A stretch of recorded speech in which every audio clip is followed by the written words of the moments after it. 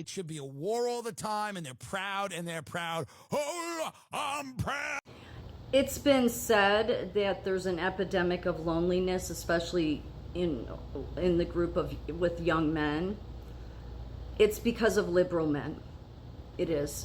If you're at home listening to these losers, I think that biologically your testosterone will decrease, which will have an impact. Obviously, this isn't scientific, but seriously, don't listen to these people. They just hate America. They hate America. When the liberal males, I'm sorry, they hate America.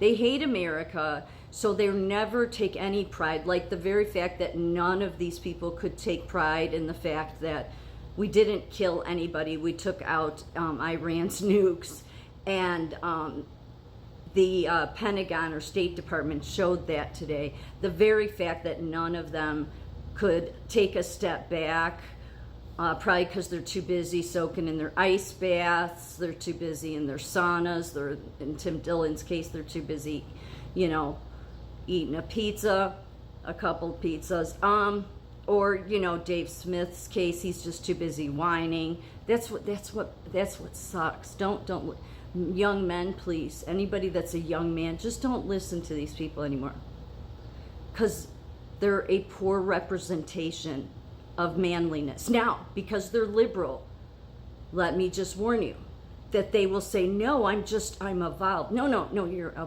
pussy, okay?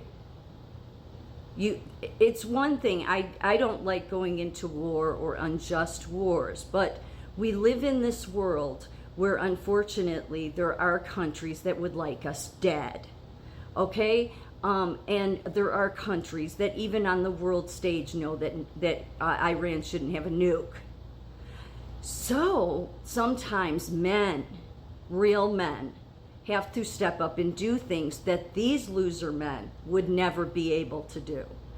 Let's just be clear, they wouldn't. But they wouldn't do it because they've become so toxic within themselves with their anti-war stance that they hate America. Most liberals do. Most liberals that are in the anti-war category again, just look into the history of every anti-war group. They always hate America.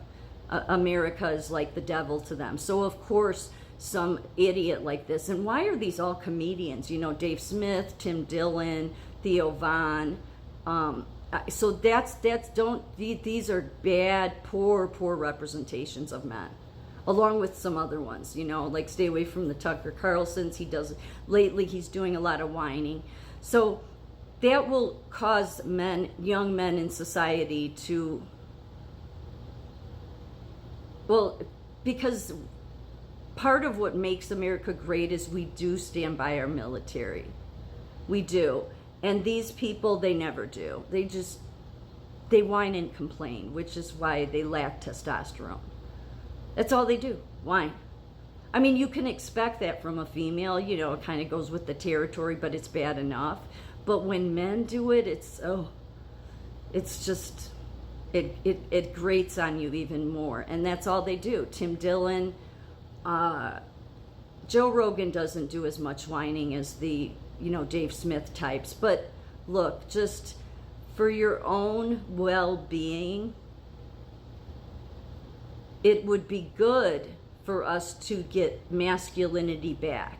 Everybody's made this assumption it's because of trans, it's because of no, it's because of liberal men. It is, because they lack masculinity.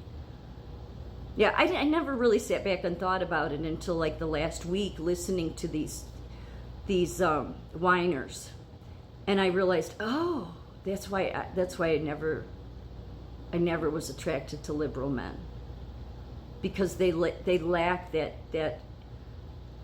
man part. They do. People would say I'm trying to be insulting. No, I'm really not. They do. They lack that inner part that makes them a man. And I think they try to overcompensate, especially like the Tim Dillons and Rogans, by being like, oh, I'm just against death. Okay, does anybody really think that Joe Rogan gives a shit about death? I don't think he does at all.